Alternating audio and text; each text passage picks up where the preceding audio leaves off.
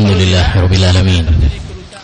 Wassalatu wassalamu ala asyrafil anbiya'i wal mursalin.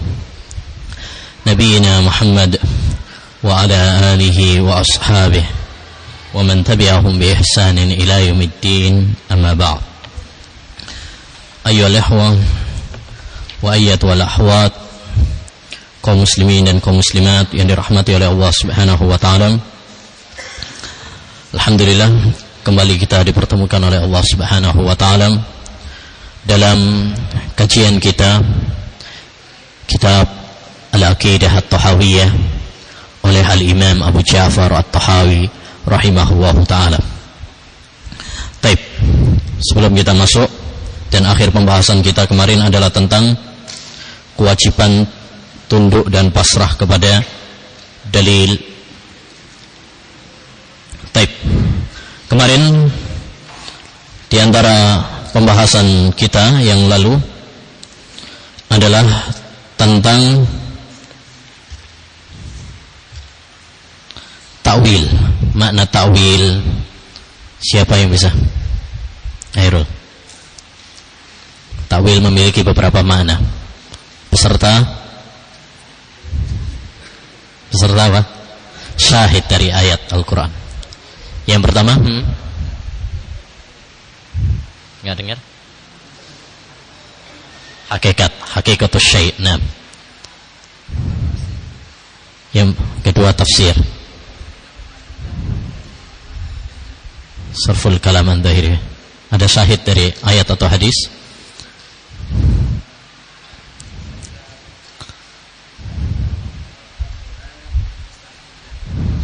Nah, mana yang pertama? Di mana hakikatus syai', syahid dari Al-Quran? Apa? Al-A'raf ayat? Apa ayat?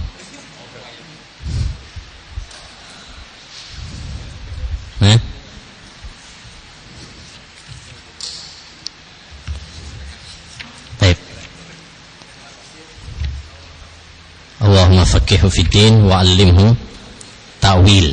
Ta'wil bermakna tafsir. Baik, yang kedua,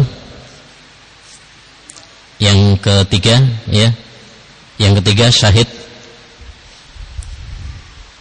sarful kalam an dhahirihi. Ini terbagi menjadi dua, ada yang sahih dan ada yang fasid. Baik, ada yang keempat, nah, mempermainkan. Baik, hakikatus syai', apa syahid dari Al-Quran? Ya, yauma ya'ti ta'wil, surat Al-A'raf ayat 5:3. Nah, enggak apa-apa, bagi dua nanti sama temannya. Baik, sekarang kita lanjutkan. Akhir pembahasan kita kemarin adalah tentang apa? Kewajiban taslim. Ya, wala yasbutu qadamul islami, gitu ya, illa ala dhahrit taslimi wal istislam. Kaki Islam tidak akan kokoh kecuali di atas punggung pasrah dan taat. Ya. Nah, maknanya di sini ayyul ikhwah, seorang tidak akan kokoh di dalam agamanya, yaitu agama Islam, kecuali apabila dia telah pasrah, ya, menerima, ya, orang Jawa bilang nerimo, dengan apa yang telah Allah Subhanahu wa taala beritakan di dalam Al-Quran dan dengan apa yang telah diberitakan oleh Rasulullah sallallahu alaihi wasallam dalam hadis-hadisnya yang sahih. Oleh karenanya ayyuhal ikhwah, tanamkan kepada diri kita dan tanamkan kepada hati keluarga kita, masyarakat kita dan sebagainya untuk memiliki sikap pasrah terhadap dalil. Fala wa rabbika la yu'minun hatta yuhakkimuka fima shajara bainahum, ya, summa la yajidu fi anfusihim harajan mimma qadait wa yusallimu taslima. Ya, tidaklah mereka beriman, demi Rabbmu mereka tidak beriman sampai menjadikan engkau sebagai hakim, ya, untuk memutuskan apa yang mereka perselisihkan. kemudian mereka tidak mendapati dalam hati mereka ya haraj, apa, tidak menerima. Orang Jawa bilang gerundel, ya, ada tidak pasrah terhadap apa yang telah engkau putuskan wahai Nabi. Wa yusallimu taslima, dan mereka apa, pasrah pasrahnya. Ini kunci kebahagiaan dan kunci ketegaran, ya, keimanan seorang terhadap, ya, di dalam agama Islam ini. Dia akan kokoh, dia akan tegar apabila memiliki apa, sikap istislam, pasrah terhadap berita-berita yang datang dari Allah dan datang dari Rasulullah sallallahu alaihi wasallam. Selanjutnya kata al-Imam At-Tahawi rahimahullahu taala, ya, faman rama ilma ma hudhira anhu ilmuh wa lam yaqna bit taslimi fahmuh hajabahu maramuhu an khalisit tauhid wa safil ma'rifati wa sahihil iman. Faman rama, barang siapa yang menginginkan, mencari ilma ma khudhira anhu ilmuh, untuk mengetahui apa yang dilarang untuk diketahui, ya, yang dilarang untuk diketahui. Walam yakna bit taslimi fahmuh, dan pemahamannya tidak merasa puas dengan sikap pasrah. Jadi dia nggak pasrah, pengennya ngeyel, pengennya bantah, debat. Hajabahu maramuhu an khalisit tauhid, maka keinginannya itu akan menghalangi dia an khalisit tauhid, dari tauhid yang murni. Wasafil ma'rifah, dan ya, ma'rifah, pengetahuan yang jernih, safi, jernih. Wasahihil iman, dan keimanan yang sahih. Syekh rahimahullahu ta'ala ayyuhal ingin menjelaskan kepada kita tentang buah, akibat kalau seorang itu tidak apa? Tidak pasrah terhadap dalil, tetapi dia mendebat, tetapi dia ingin mengetahui apa yang enggak boleh untuk diketahui. Ya, akibatnya adalah, ya, akan berkurang tauhidnya, akan berkurang keimanannya. Jadi ayolah ikhwah, makna ucapan al-Imam At-Tahawi rahimahullahu taala di sini masih ada kaitannya dengan pembahasan kita yang lalu. Kalau pada pembahasan yang lalu Syekh menerangkan kepada kita bahwa kewajiban bagi seorang mukmin adalah pasrah terhadap dalil, berita dari Al-Quran dan hadis, maka di sini beliau ingin tekankan, ya, kalau kita nggak pasrah terhadap dalil, berita dari Al-Quran dan hadis, maka akan berkurang tauhid kita, ya, akan berkurang keimanan kita. Oleh karenanya jangan coba-coba untuk melampaui batas, untuk apa, mendebat, untuk bertakalluf. Apa takalluf itu? Ya, membebankan diri, memberatkan diri dari hal-hal yang memang dilarang untuk diketahui. Allah Subhanahu wa taala mengatakan dalam surat Al-Isra, "Wala taqfu ma laysa laka bihi ilm." Jangan kamu berbicara apa yang tidak kamu ketahui. Karena apa? Akal itu ada batasnya.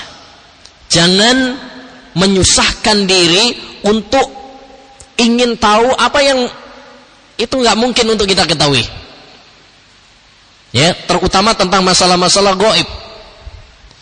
Terutama tentang masalah-masalah yang itu memang tidak dijelaskan di dalam Al-Quran dan hadis. Maka akal jangan kemudian mendebat, jangan kemudian mengingkari, jangan ngeyel, ya, jangan mengingkari hanya karena akal kita belum menjangkauinya. Oleh karenanya Rasulullah SAW menjelaskan bahwa, ya, sebab kesesatan seseorang itu adalah kalau dia suka ngeyel, suka debat terhadap apa yang harus dia imani. Rasulullah SAW pernah bersabda, "Ma dhalla qaumun ba'da huda kanu alaih illa utul jadal." Tidaklah suatu kaum itu tersesat setelah dia mendapatkan petunjuk kecuali karena dia utul jadal. Apa? Karena mereka suka debat, ngeyel. Dan Rasulullah SAW juga bersabda, Inna abghadhar rijali ilallahi al-aladul khasim. Sesungguhnya lelaki yang paling dibenci oleh Allah Subhanahu wa ta'ala adalah orang yang ngeyel. Allah Subhanahu wa ta'ala mengatakan demikian, tapi enggak terima. Ya, dia mencoba membantahnya. Seakan-akan agama ini adalah bisa diperdebatkan. Agama ini bisa untuk dipertentangkan. Ya, sungguh menakjubkanku apa yang diriwayatkan bahwa ada seorang datang kepada Imam Malik rahimahullahu ta'ala seraya mengatakan, wahai Imam, wahai Abu Abdullah, saya ingin mendebatmu, dan kalau memang saya kalah, saya akan ikut kamu. Kalau saya yang kalah, ya kamu harus ikut saya. Kata Imam Malik, kalau ada orang lain, orang ketiga yang mengalahkan kita berdua, bagaimana? Ya udah, kita ikuti orang dia. Ya, maka kata Imam Malik rahimahullah, afakullama ja'ana rajulun ajdalu min rajulin tarakna ma ja'a bihi Jibril ala Muhammadin sallallahu alaihi wasallam. Apakah setiap kali datang orang yang lebih pintar debat, ya, kita tinggalkan apa yang diturunkan oleh Jibril kepada Muhammad sallallahu alaihi wasallam? Ini orang pelin-pelan akhirnya. Dia enggak punya komitmen. Orang seperti ini tidak akan kokoh karena dia hanya mengandalkan kepada akalnya. Ya, oh, ikut ini, oh ini kayaknya lebih pintar ini, ikut. Dia enggak punya pendirian. Agama bukan sesuatu yang kemudian diperdebatkan. Agama bukan sesuatu yang kemudian bisa diseret semau hawa nafsu seorang. Agama ini adalah wahyu dari Allah Subhanahu wa ta'ala. Ya, yang kewajiban kita adalah taslim, tunduk. Dan sekarang ma'asyiral muslimin, ya, sangat disayangkan masalah-masalah yang memang sudah nggak perlu diperdebatkan, sekarang begitu banyak masalah-masalah yang masih diperdebatkan, padahal para ulama dahulu sepakat, ya, tidak ada yang mempermasalahkan. Masalah azab kubur misalkan, itu nggak ada yang mempermasalahkan para ulama dahulu. Sekarang diperdebatkan. Bahkan tentang sahnya keislaman saja sekarang diperdebatkan. Ya, apakah hanya Islam saja agama yang benar, ataukah di sana ada agama-agama yang lain juga benar? Kan gitu. Sekarang diperdebatkan. Padahal masalah-masalah seperti itu nggak perlu diperdebatkan. Ya, nah, jadi ini sumber kerusakan. Kalau seorang mengandalkan kepada hawa nafsu, kalau seorang tidak pasrah terhadap dalil, ya. Dan kalau nggak salah pada pertemuan yang lalu telah saya sampaikan juga bahwa yang menyebabkan rusaknya dunia, alam semesta ini adalah 3 golongan. Yang pertama adalah siapa? Para pemimpin. Ya, yang kedua adalah para ulama usu, ulama-ulama yang jelek. Yang ketiga adalah ruhban, para ahli ibadah yang bodoh. Sebagaimana kata Imam Ibnul Mubarak, wa hal afsada ad-dina illa al-muluku wa ahbaru su'in wa ruhbanuha. Dan adakah yang merusak agama ini kecuali 3 orang? Yang pertama adalah para pemimpin, para raja, di mana mereka akan mendahulukan politik, kursi daripada agama. Sehingga apabila berbenturan antara agama dengan politik, mereka akan mendahulukan politik. Ya, dan ini ayolah ikhwah nyata dapat kita ketahui, ya, bagi orang-orang yang mencermati para politikus. Mereka mempermainkan ayat-ayat Al-Quran, mereka mengorbankan agama, bahkan mengorbankan akidah, ya, demi mencapai kekuasaan. Ya, banyak orang mengorbankan akidah demi politik, demi mencapai suara yang terbanyak.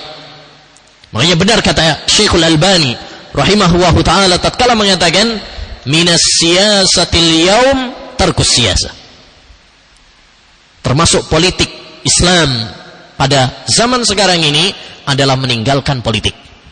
Ya. Yang kedua adalah ahbarusu, para pemimpin, para ulama, ya, ulama-ulama yang ulama-ulama yang jelek. Mereka punya ilmu tapi tidak mengikuti ilmu. Sehingga apabila benturan antara akal, ya, dengan dalil, mereka dahulukan akal, tidak mendahulukan dalil. Mereka jadikan akal untuk menghakimi dalil, ya, bukan sekedar untuk memahami dalil. Kalau diterima sama akal, ya, maka dalil tersebut diterima. Tapi kalau akal menolaknya, maka dalil tersebut ditolak. Dan ini pun banyak. Betapa banyak orang yang mengetahui kebenaran tapi tidak mengikutinya. Dan yang ketiga adalah waruhbanuha. Siapa? Para ahli ibadah yang bodoh. Sehingga mereka beribadah bukan atas dasar ilmu, tapi pakai perasaan. Kayaknya ini baik. Apa dalilnya? Nggak ngerti. Yang penting pokoknya baik. Pokoknya baik. Jadi pakai perasaan. Dan ini yang paling banyak dalam dunia orang-orang sufi. Mereka beribadah tapi nggak pakai ilmu. Nggak pakai ilmu, pakai hadis-hadis lemah, pakai perasaan. Sehingga apabila benturan antara dalil dengan perasaan, mereka mendahulukan apa? Ya, perasaan, bukan dalil. Sampai mereka menjadikan perasaan bisa untuk menjadikan hadis itu lemah atau sahih. Ya, seperti ada sebuah orang tokoh sufi misalkan, ya, tatkala mendapati sebuah hadis yang tidak ada asalnya, nggak ada asalnya, dia bilang hadis ini memang tidak diketahui siapa yang meriwayatkannya, tapi hadisnya sahih. Tapi hadisnya sahih, ya, walaupun nggak diketahui apa siapa yang meriwayatkannya. Pakai perasaan, pakai mimpi. Ini waruhbanuha. Ini 3 macam golongan yang, ya, merusak dunia ini, ya, yang merusak dunia ini. Maka Syekh rahimahullahu taala di sini menginginkan kepada kita ayyuhal ikhwah untuk pasrah, untuk tunduk. Jangan sampai kita mendebat dalil. Jangan sampai kita menghakimi dalil. Jangan sampai kita mengingkari dalil. Jangan sampai kita berbicara tentang agama ini berdasarkan hawa nafsu, berdasarkan, ya, kejahilan. Ya, Allah Subhanahu wa ta'ala berfirman, afara'aita man ittakhadha ilahahu hawah. Surat Al-Jasiyah 23. Ya, tahukah kamu orang yang menjadikan hawa nafsunya sebagai ilahnya, Tuhannya? Ya, kalau orang mengikuti hawa nafsu, tidak mengikuti dalil, berarti dia menuhankan hawa nafsu. Kalau dia mengedepankan akalnya daripada dalil, berarti dia menuhankan akal. Ya, mengikuti iblis. Kemarin sudah kita sebutkan juga, siapa yang mendahulukan akalnya daripada dalil, berarti dia menyerupai iblis. Karena iblislah, ya, yang pertama kali menentang perintah Allah dengan akalnya. Ya, tatkala mengatakan ana khairun minhu, saya lebih baik daripada dia, yaitu Adam alaihissalam. Nah, kemudian kata Syekh, fayatadzabdzaba bainal kufri wal iman wat tasdiqi wat takdziba. Orang kalau enggak pasrah terhadap dalil, ini akibatnya. Apa akibatnya? Fayatadzabdzaba bainal kufri. Yatadzabdzab. Apa yatadzab itu? Mondar-mandir antara kekufuran dan keimanan. Seperti firman Allah Subhanahu wa taala tentang orang munafik dalam surat An-Nisa ayat 143, mudzabdzabina baina dzalik, la ilaha ula wa la ilaha ula. Mereka terombang-ambing Sama umat Islam enggak, sama orang kafir juga enggak. Nah, orang kalau enggak pasrah, dia terombang-ambing, mondar-mandir, enggak punya pendirian. Dia akan kebingungan. Bainal kufri wal iman, antara kekufuran dan keimanan. Wat tasdiki wat takdziba, membenarkan dan mendustakan. Wal ikrari wal inkar, ya, menetapkan dan mengingkari. Muwaswasan, dia terkena waswas. Taihan, bingung. Syakan, ragu-ragu. Zaihon, menyimpang. Ini akibat seorang yang tidak mau pasrah terhadap dalil. Akibat orang yang tidak mau mengagungkan dan mendahulukan dalil. Akibatnya apa? Dia akan kebingungan. Dia terombang-ambing di dalam kebingungan. Nah, dan ini ayyuhal ikhwah, sebab ya kesesatan. Ya, awalnya adalah tatkala dia tidak pasrah terhadap dalil, tatkala dia tidak mau merenungi ayat Al-Quran dan hadis-hadis Rasulullah SAW, tetapi malah sibuk dengan ya yang lainnya, ya, sibuk dengan ilmu kalam, mimpi, perasaan dan sebagainya, ya, akhirnya apa? Di dalam terombang-ambing, di dalam kebingungan. Dan ini telah diakui oleh orang-orang yang telah menyelami dunia ilmu filsafat, ilmu kalam. Saya akan nukilkan beberapa ucapan orang-orang yang mengakui, ya, mereka menggeluti ilmu kalam, ilmu filsafat, yang akhirnya kemudian apa? Hasilnya adalah kebingungan.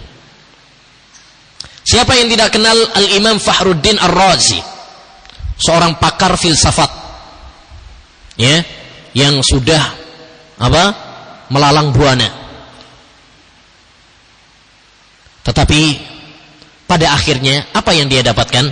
Dia pernah mengatakan dalam kitabnya Aqsamul Ladzat, nihayatu iqdamil ukuli iqalu wa ghayatu sa'yil alamina dhalalu wa arwahuna fi wahsatin min jusumina wa hasilu dunyana adzaw wa wabalu walam nastafid min bahsina tula umrina siwa an jama'na fihi kila wa qalu. Ya, kata Fakhruddin Ar-Razi, akhir dari mengedepankan akal adalah kemandekan, dan tujuan dari usaha manusia adalah kesesatan, ya, dan ruh-ruh kita kosong dari badan kita, dan hasil dari dunia kita adalah kesengsaraan belaka. Kemudian, ya, perhatikan kata dia, walam nastafid min bahsina tula umrina, kami enggak mengambil faedah sepanjang umur kami, siwa an jama'na fihi kila wa qalu, kecuali hanya sekedar mengumpulkan ucapan orang belaka, kabar burung, fulan mengatakan begini, fulan mengatakan begitu. Tidak punya keyakinan. Ini orang-orang yang menggeluti ilmu kalam, ilmu filsafat, mengedepankan akalnya daripada dalil. Tidak punya pendirian, tidak punya komitmen. Tetapi akhir hayatnya hanyalah keraguan. Makanya benar kata sebagian para ulama, aktsarun nasi syakkan indal maut ahlul kalam. Orang yang paling banyak ragu-ragunya ketika akhir kematian adalah ahlul kalam. Orang yang paling banyak keraguan. Ini Fakhruddin Ar-Razi, ya.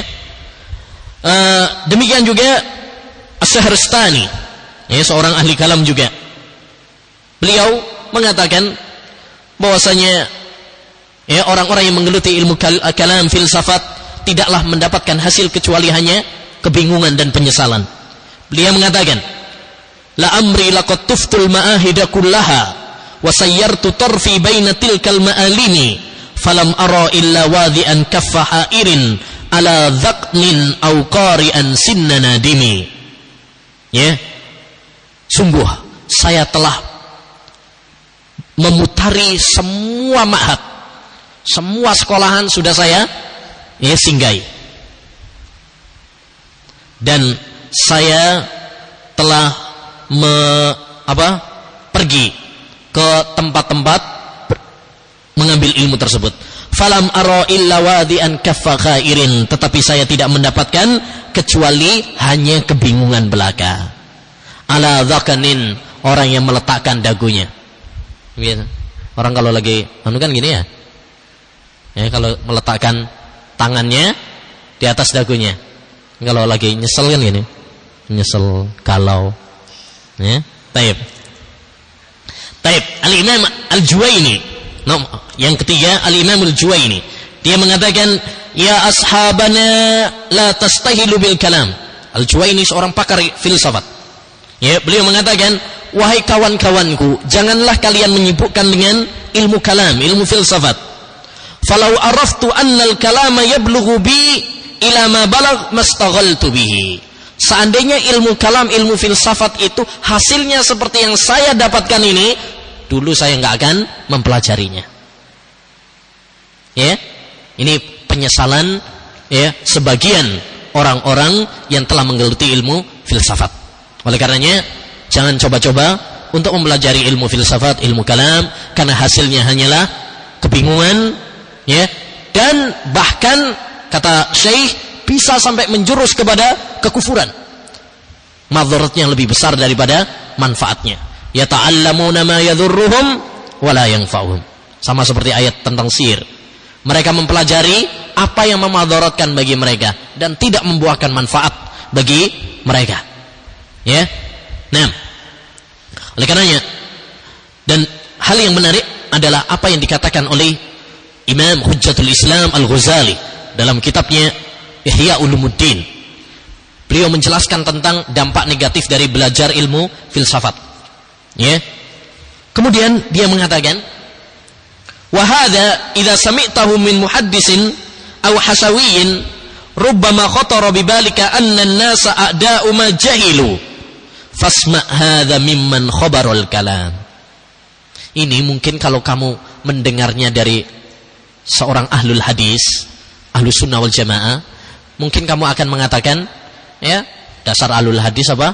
Enggak belajar ilmu kalam, pantas saja mengatakan seperti itu. Ya, fa innan nasa a'da'u ma jahilu, manusia itu adalah apa?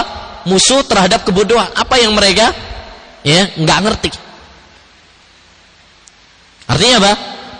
Kalau mendengar ahlul hadis yang ngomong tentang dampak negatif dari belajar filsafat, mungkin kalian enggak percaya. Fasma hadza mimman khabarul kalam. Tapi dengarkan nasihat ini dari orang yang sudah menyelam ilmu kalam. Ya, maksudnya begini. Mungkin kalau kamu dengar dari seorang ustadz salaf, ya, tentang bahaya filsafat, kamu mungkin nggak percaya. Kenapa? Karena orang-orang salaf itu kan nggak belajar filsafat.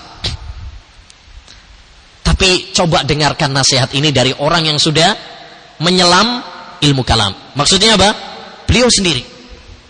Karena beliau sudah menyelami ilmu kalam. Sampai muridnya Al-Imam Ibnul Arabi pernah mengatakan, kana syekhuna Abu Hamid dakhala fi ilmil kalam wa arada an yuqayyi'ahu wa lam yastati'. Adalah guru kami Al-Imam Ibnul Arabi itu sudah mendarah daging dengan ilmu kalam. Dia pengen memuntahkannya tapi nggak bisa. Ya, memuntahkannya tapi nggak bisa. Baik. Selanjutnya, la mu'minan musaddiqan wala jahidan mukadziban. Ya, orang yang tidak beriman dan juga tidak mendustakan. Maksudnya bingung. Selanjutnya, wala yasikhul imanu birru'yati li ahli daris salam liman i'tadbaraha minhum biwahmin au ta'awwalaha bifahmin. Dan tidak sah keimanan dengan ru'yah. Ru'yah di sini maksudnya adalah masalah melihat Allah di hari akhirat. Karena kita masih dalam pembicaraan tentang masalah ru'yah, ya. Ya, kita masih dalam pembahasan bab tentang ru'yatul mu'minina rabbahum yaumil qiyamah. Kita belum keluar ini.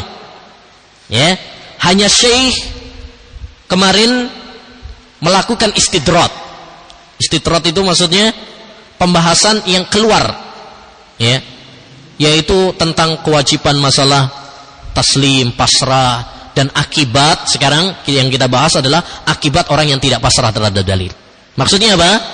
Beliau ingin menekankan tatkala berbicara tentang masalah ru'yah dan ini masalah gaib, kewajiban bagi kita adalah mengimaninya. Ya, mengimaninya. Karena masalah ini masalah gaib, imani, pasrah. Jangan kemudian coba-coba untuk mendustakan, mengingkari hanya karena akal kita belum nyampe. Wala yasihul imanu birru'ya li ahli daris salam, dan tidak sah iman tentang masalah ru'yah ini li ahli daris salam, bagi ahlu darussalam, penduduk darussalam, maksudnya surga. Maksudnya melihat Allah Subhanahu wa taala di akhirat bagi para penduduk surga, yaitu bagi orang-orang yang beriman. Limani atabaraha minhum biwahmin, ya, bagi orang yang menganggapnya. Jadi belum dikatakan beriman tentang masalah ru'yah, orang yang menganggapnya minhum biwahmin, dengan kesalahan, ya, dengan kesalahan. Maksudnya orang yang memahami hadis-hadis Nabi SAW tentang masalah ru'yah tapi dengan salah paham, seperti yaitu menyerupakan Allah Subhanahu wa taala dengan makhluk. Ya. Kan Rasulullah SAW bersabda, "Innakum satarawna rabbakum kama tarawnal qamara lailatal badri." Sesungguhnya kalian akan melihat Allah, ya, besok pada hari akhir sebagaimana kalian melihat rembulan, ya, di malam bulan purnama. Sebagian orang salah paham sehingga memahami dari hadis ini berarti Allah sama dengan rembulan. Rasulullah menyamakan dengan rembulan. Ini salah paham. Orang yang salah paham seperti ini berarti dia tidak beriman dengan hadis masalah ru'yah dengan benar. Ya. Dan ini adalah kesalahan yang fatal.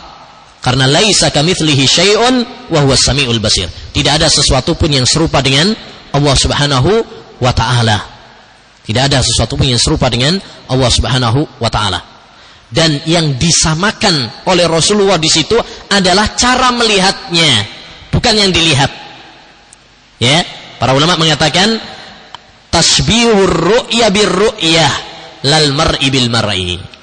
Yang disamakan oleh Rasulullah itu apa? Melihatnya. Kalian melihat Allah sebagaimana kalian melihat. Jadi yang disamakan apa? Fiilnya, melihatnya, bukan maf'ul bihnya. Bukan kalian melihat Allah, ya, seperti rembulan, itu enggak. Kalau begitu berarti kan Rasulullah menyamakan dengan apa? Allah dengan rembulan, yang itu tidak mungkin. Jadi yang disamakan di sini adalah apa? Perbuatan melihatnya, bukan, ya, objeknya. Allah disamakan dengan rembulan, itu tidak mungkin dilakukan oleh Rasulullah. Au ta'awwalaha bifahmin, atau takwil. Nah, takwil di sini maksudnya apa? Merubah makna. Ya, merubah makna dengan pemahaman. Memalingkan makna. Yaitu apa? Ini maksudnya membantah pemikiran orang-orang Mu'tazilah yang mendustakan tentang hadis-hadis ru'yah, atau memalingkan, ya, dengan mengatakan bagaimana? Oh, yang maksudnya melihat di situ bukan melihat dengan mata kepala, tapi maksudnya bimakna al-ilm, kalian mengetahui. Ini namanya apa? Takwil, atau yang paling tepat disebut dengan tahrif sebenarnya. Ya, sebenarnya yang paling tepat adalah namanya tahrif. Cuma, ya, orang-orang ahlul bid'ah dia tidak menggunakan lafaz tahrif, tetapi menggunakan lafaz takwil. Kenapa? Karena kalau takwil itu kan ada yang benar, ada yang salah, ya. Kalau tahrif itu mesti tercela. Orang ahlul bid'ah ingin menghiasi perbuatan mereka, sehingga mereka nggak mau kalau disebut itu adalah tahrif. Akhirnya ini takwil. Padahal al-ibratu bil haqa'iq la bil asma. Yang menjadi patokan adalah ya kenyataan, bukan apa? Ya, perubahan nama. Wa ta'wilu kulli ma'nan yudhafu ila ar-rububiyyah bi tarkit ta'wili wa luzumit taslim wa alaihi dinul muslimin. Dan memalingkan makna, semua makna yang disandarkan kepada rububiyah, maksudnya kepada Allah Subhanahu wa taala, adalah takwil di sini maksudnya tafsir. Dan menafsirkan semua makna yang disandarkan kepada Allah Subhanahu wa taala adalah bitarkit ta'wil, dengan meninggalkan ta'wil. Ta'wil lafaz yang kedua, maksudnya ta'wil kedua adalah memalingkan makna. Waluzumit taslim, dan hendaknya kita pasrah. Wa alaihi dinul muslimin, inilah agama kaum muslimin. Maksudnya apa, ikhwan? Kalau kita ingin selamat dalam masalah ini, dalam masalah apa? Iman kepada ru'yah, adalah hendaknya kita meninggalkan ta'wil. Hendaknya kita pasrah. Jangan kemudian merubah-rubah apa? Makna. Ya, ini yang diinginkan. Ya. Oleh al-Imam At-Tahawi rahimahullahu taala. Wa man lam yatawaqqan nafya wat tashbiha zalla wa lam yusibit tanziha. Barang siapa yang tidak mewaspadai an-nafi. Nafi di sini maksudnya adalah ta'til, mengingkari. Wat tashbih, dan menyerupakan Allah dengan makhluk. Zalla, maka dia salah. Walam yusibit tanzih, dan dia tidak ya tanzih. Tanzih itu adalah mensucikan Allah Subhanahu wa taala. Maksudnya Syekh rahimahullahu taala di sini hendaknya kita menghindari dari dua penyakit. Penyakit yang pertama adalah an-nafi, yaitu ta'til, mengingkari. Ya, seperti mengingkari dalil-dalil tentang masalah melihat Allah. Mengingkari Allah punya tangan, mengingkari Allah turun dan sebagainya. Yang kedua adalah tasbih. Yaitu apa? Menyerupakan Allah dengan makhluk. Ini juga dihindari. Oleh karenanya, akidah Ahlussunnah wal Jamaah, dan ini sudah sering kita sampaikan, adalah apa? Menetapkan apa yang ditetapkan oleh Allah dalam Al-Quran dan ditetapkan oleh Rasulullah dalam hadisnya, tanpa ta'til dan tanpa tasbih. Laisa kamitslihi syai'un wa huwas samiul basir. Ya. Selanjutnya, fa inna rabbana jalla wa ala mausufun bisifatil wahdaniyah man'utun binu'util fardaniyah laisa fi ma'nahu ahadun minal bariyah. Sesungguhnya Rabb kita disifati dengan sifat-sifat yang Maha Esa, disifati dengan sifat-sifat keesaan. Tidak ada seorang pun yang semakna dengannya dari makhluk. Ya, sebagaimana Allah Subhanahu wa taala berfirman, "Qul huwallahu ahad, Allahus samad, lam yalid wa lam yulad wa lam yakul lahu kufuwan ahad." Dialah Allah Subhanahu wa taala Maha Esa. Ini tentang keesaan Allah Subhanahu wa taala. Ya, tidak ada yang serupa dengannya, wa lam yakul lahu kufuwan ahad. Nah, kemudian yang terakhir Syekh mengatakan, wa ta'ala anil khududi wal ghayat wal arkani wal a'dha'i wal adawat la tahwihil jihatus sit kasairil mubtada'at. Dan Allah Subhanahu wa taala Maha tinggi dari hudud. Hudud maksudnya batas. Wal ghayat, tujuan. Wal arkan, apa? Arkan, rukun, tiang. Wal a'dha, anggota badan. Wal adawat, ya. Nah, la sama a'dha, adawat. La tahwihil jihatus sit, tidak ada yang tidak la tahwihi, tidak membatasinya. Al jihatus sit, arah yang 6. Ya, arah yang 6.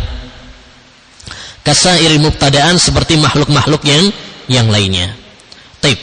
Syekh rahimahullahu taala di sini, ini termasuk satu hal yang dikritik oleh para ulama dari Al-Imam At-Tahawi rahimahullah. yaitu menggunakan istilah-istilah filsafat. Ya, lafaz-lafaz ini hudud wal ghayat wal arkan wal a'dha wal adawat, ya, ini adalah termasuk lafaz-lafaz yang tidak ada dalilnya. Tidak ada dalilnya. Maka ini termasuk satu paragraf yang dikritik oleh para ulama. Ya, yang dikritik oleh para ulama rahimahullah taala. Nah, karena hendaknya kita dalam masalah lafaz-lafaz itu adalah mengikuti dalil. Kita menetapkan ikuti dalil. Kita menetapkan misalkan Allah Subhanahu wa taala punya sifat mendengar dan melihat, dalilnya. Kita meniadakan hendaknya juga ada dalilnya. Ya, kita tiadakan Allah melahirkan dan dilahirkan. Ada dalilnya. Lam yalid wa lam yulad. Jangan meniadakan atau menetapkan sifat-sifat yang enggak ada dalilnya. Ya. Seperti apa yang dilakukan oleh penulis ini enggak ada dalilnya. Demikian juga lafaz misalkan al-jihah. Al-jihah, arah, atau misalkan al-hayyiz. Ya. Oleh karenanya para ulama mengatakan ayyul ahwa, dalam masalah-masalah lafaz yang enggak ada dalilnya, bagaimana sikap mereka? Mereka tidak menetapkan, ya, tidak menetapkannya. Ya, lafaz jihah misalkan kita tidak menetapkan dan tidak mengingkarinya. Tidak mengingkarinya. Kenapa? Karena kalau kita ingkari mungkin saja maksudnya benar. Oleh karenanya lafadznya kita tidak menetapkan. Lafadznya kita tidak tetapkan. Adapun maknanya kita perinci. Apa yang kamu maksud dengan lafadz jihah? Apa yang kamu maksud dengan lafadz al-had? Apa yang kamu maksud dengan lafadz rukun seperti yang dimaksudkan oleh Syekh? Ya, ini diperinci. Kalau maknanya benar, maka kita katakan kamu maksudnya benar, tapi lafadznya nggak perlu seperti itu. Seperti misalkan lafadz jihah, arah. Itu kita katakan apa? Lafadz jihah nggak ada dalilnya, maka kita nggak menetapkannya. Adapun maknanya, ya, kita perinci dulu apa yang kamu maksud dengan lafadz al-jihah. Kalau dia yang maksudnya adalah lafadz jihah adalah tinggi, yaitu Allah SWT maksudnya adalah di atas arsy, ya, kita mengatakan kamu maksudnya benar, tapi lafadznya jangan menggunakan lafadz jihah, gunakan lafadz yang lain, al-ulu atau istiwa, gitu. Tapi kalau maksud dia adalah jihah, arah, yaitu Allah di mana-mana, berarti kita mengingkari maksud dia. Jadi kesimpulannya, lafadz, ya, kalau memang ada dalilnya kita tetapkan, kalau, ya, yang ditiadakan oleh Allah kita tiadakan. Kalau nggak ada dalilnya yang menetapkan dan meniadakan, maka kita nggak menetapkan dan tidak mengingkari. Ya, tetapi kita perinci. Kalau maksudnya benar, kita mengatakan apa? Maksud antum benar, tapi lafadznya, ya, ini jangan menetapkan dengan lafadz ini karena nggak ada dalilnya. Tapi kalau maksudnya salah, ya, maka kita ingkari lafadz dan makna yang dia maksud. Wassallallahu wasallam ala nabiyina Muhammad wa ala alihi wasallam.